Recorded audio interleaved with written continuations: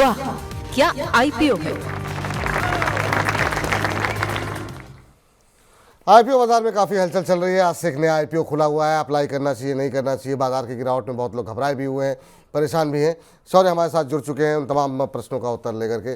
शौर्य, आज से जो आईपीओ खुला हुआ है उसके बारे में बताइए, क्या कुछ आंकड़े कह रहे हैं और पहले जैसे नंबर्स दिखाई दे रहे हैं क्या सब्सक्रिप्शन के, या लोग थोड़े से अभी संकोच कर रहे हैं अप्लाई करने के लिए? जी, पहले जैसे नंबर्स तो दिखाई नहीं दे रहे हैं क्योंकि आज आधा दिन हो चुका है और कंपनी का नाम है गरुड़ा कंस्ट्रक्शन एंड इंजीनियर्स और आज लेटेस्ट आंकड़ों के हिसाब से 1.39 टाइम्स भर चुका है। एक तरह से देखें तो कह सकते हैं पूरी तरह आईपीओ पहले दिन भर गया है।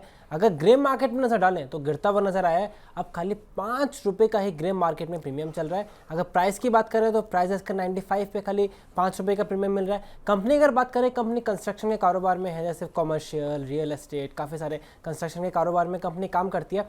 एक इंपॉर्टेंट पॉइंट ये है कि इनके ऑर्डर बुक है वो 1000 करोड़ के आसपास है और इनका रेवेन्यू है 154 करोड़, यानी इनके पास लगभग 9 गुना ज़्यादा, अगर इसी रेवेन्यू रहे तो 9 साल के रेवेन्यू जितनी इनके पास ऑर्डर बुक है।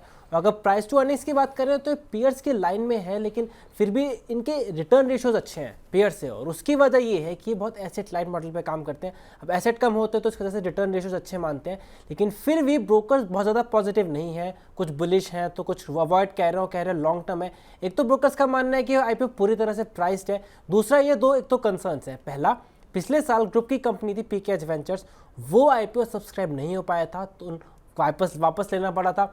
उसके साथ साथ एक और वजह यह है, कंपनी का जितना भी रेवेन्यूज आता है वो सारे ग्रुप की कंपनी से ही आता है मोस्टली। तो इसे दो तरह से देख सकते हैं, तो कंपनी को बाहर क्लाइंट्स नहीं मिल रहे या फिर पूरी तरह ग्रुप पे डिपेंडेंसी है। तो ये 2-3 रिस्क हैं जिसकी वजह से ब्रोकर्स अच्छे फंडामेंटल्स के बावजूद भी बहुत ज़्यादा बुलिश नहीं है। या तो लॉन्ग टर्म की सलाह दे रहे हैं जनरली, या फिर कह रहे हैं कि अवॉइड कर सकते हैं, या फिर रिस्की इन्वेस्टर्स इसमें इन्वेस्ट करें।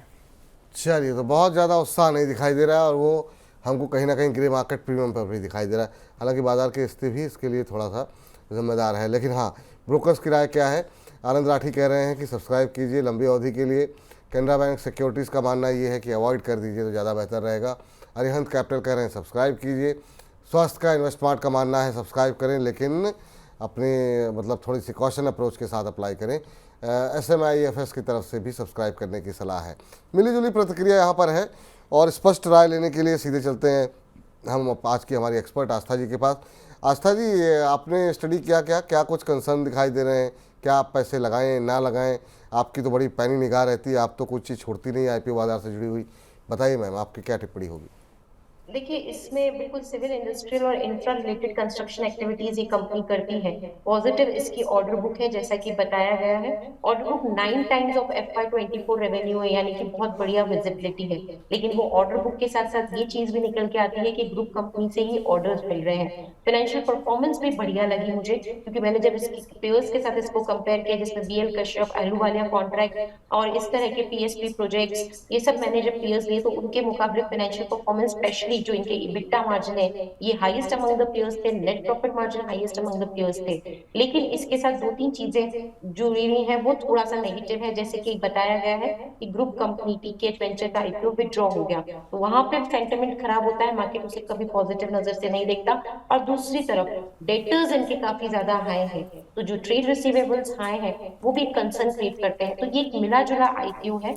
मेरे हिसाब से रिस्क ले सकते हैं तो लगाएं, और रिस्क नहीं ले सकते तो एक बार इस आईपीओ को स्किप भी किया जा सकता है। तो हमारी सलाह तो इस पे न्यूट्रल ही है, और ज्यादातर मार्केट क्योंकि अभी इतने अच्छे नहीं है, तो मेरे हिसाब से अगर ये आईपीओ में ना भी लगा तो भी कोई बड़ी बात नहीं होगी। और अच्छे अच्छे आईपीओ आ रहे हैं, वहां पे मौके अच्छे रहेंगे, तो वहां पे हम नजर बना सकते हैं। बहुत से अच्छे आईपीओ आ रहे हैं, अवॉइड भी करेंगे तो कोई आपको ज़्यादा टेंशन लेने की बात नहीं है। हाँ, लेकिन अगर आपको शौक़ है आईपीओ में लगाने का, रिस्क लेना चाह रहे हैं, लगा दीजिए। बहुत लोगों की शिकायत रहती है कि हम आईपीओ में लगाते हैं, आईपीओ लगता नहीं है। तो हो सकता है अगर यहाँ पे सब्सक्रिप्शन के आंकड़े बहुत अच्छे ना हो तो कम से कम ये शौक पूरा हो जाएगा कि ठीक है, हमको भी कोई आईपीओ मिला था। लेकिन हाँ, अभी के लिए फिलहाल बहुत उत्साहजनक आंकड़े नहीं दिखाई दे रहे हैं। एसएमई में क्या हो रहा है शौर्य जी? एसएमई में बात करें तो आज एक आईपीओ की लिस्टिंग हुई थी। लिस्टिंग जो है कितनी खास नहीं रही थी, लेकिन वो डिस्कस कर लेते हैं आईपीओ को, जो आईपीओ भी खुले हुए हैं। 2 आईपीओ खुले हुए हैं। पहला है ख्याति ग्लोबल वेंचर्स। ख्याति ग्लोबल वेंचर्स आज 8 अक्टूबर है, आखिरी दिन है। आज अगर बात करें तो अभी ये 10 गुना ज़्यादा बढ़ चुका है। दूसरी कंपनी है शिवा टेक्सकॉम। एक और बात, ख्याति वेंचर्स में ग्रे मार्केट में कोई भी प्रीमियम नहीं मिल रहा है। दूसरी कंपनी डिस्कस कर लेते हैं शिव टेक्सकैम। शिव टेक्सकैम की बात करें तो टोटल जो है कंपनी अभी पूरी तरह सब्सक्राइब हो चुकी है और ग्रे मार्केट में कंपनी को 166 रुपीज़ के ऊपर 35 रुपीज़ का प्रीमियम मिलता हुआ नजर आ रहा है। मैम, इन दोनों में से किसी पे निगाहें गई क्या आपकी? एक तो ख्याति है जिसमें कि हमने देखा कि कल काफ़ी ज़्यादा ट्रेंड भी कर रही थी कई कई जगहों पर। एसएमई क्षेत्र का आईपीओ है, 10 गुना भर चुका है, लेकिन ग्रे मार्केट में कोई रिस्पांस नहीं है। इन दोनों में से कोई टिप्पणी आपकी किसी पर? विपुल जी, हम लोग एसएमई के आईपीओ ट्रैक नहीं करते, तो माफी चाहूंगी, इन पे मैं कमेंट नहीं कर पाऊंगी। ठीक है, कोई बात नहीं मैम। और इस बीच कुछ एक अपडेट्स यहाँ पर निकल करके आई हैं आईपीओ बाज़ार के अंदर बहुत सारी चीज़ों को लेकर के। शौर्य, क्या कुछ है, फटाफट बताइए अपडेट्स जो है, अलग अलग क्या कुछ निकल के आ रही है? जी, कुछ अपडेट्स हैं, दो बड़ी कंपनियों का अपडेट है। पहला हीरो मोटर्स 900 करोड़ का आईपीओ लेने आने वाला था, लेकिन वो विड्रॉ कर लिया गया है। उस 900 करोड़ में से 500 करोड़ का फ्रेश इशू था, और लेकिन अभी विड्रॉ कर लिया गया है। विड्रॉ की वजह क्या है वो जब खबरें सामने आएंगे तो बताएंगे। साथ में इंपॉर्टेंट पॉइंट ये है, ओपीजो मुंजाल होल्डिंग्स है, उसका इस कंपनी में 71.55% की हिस्सेदारी है। दूसरी कंपनी है इंपॉर्टेंट, वो है एनएसडीएल को सेबी से मंजूरी मिल गई है आईपीओ के लिए, और इस आईपीओ के जरिए जो बड़े बड़े शेयर होल्डर्स हैं वो अपनी हिस्सेदारी बेचने वाले हैं, जिसमें एसबीआई, एचटीएस समेत अन्य बैंक भी हैं। वो पूरे ऑफर फॉर सेल होगा एनएसडीएल का आईपीओ, जिसके तहत ये बड़े बड़े शेयर होल्डर्स अपनी हिस्सेदारी को बेचते हुए नजर आएंगे। मैम, ये हीरो मोटर्स ने 900 करोड़ का आईपीओ वापस ले लिया, कोई कमेंट आपका, कोई टिप्पणी आपकी?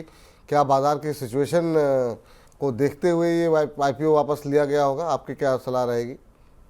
देखिए, ये काफी सारी चीजों पे डिपेंड करता है, जिसमें कि जब एक्टिविटी होती है तो सही कारण तो पता नहीं, लेकिन मुझे लगता है कि हीरो जैसी बड़ी कंपनी है तो बिल्कुल ये वापस से जरूर लौटेगी, और इनका आईपीओ भी काफी अच्छा रहेगा। बट हाल फिलहाल के लिए क्योंकि विड्रॉ हुआ है तो मैं ज्यादा इस पे कुछ कॉमेंट्री कर नहीं पाऊंगी।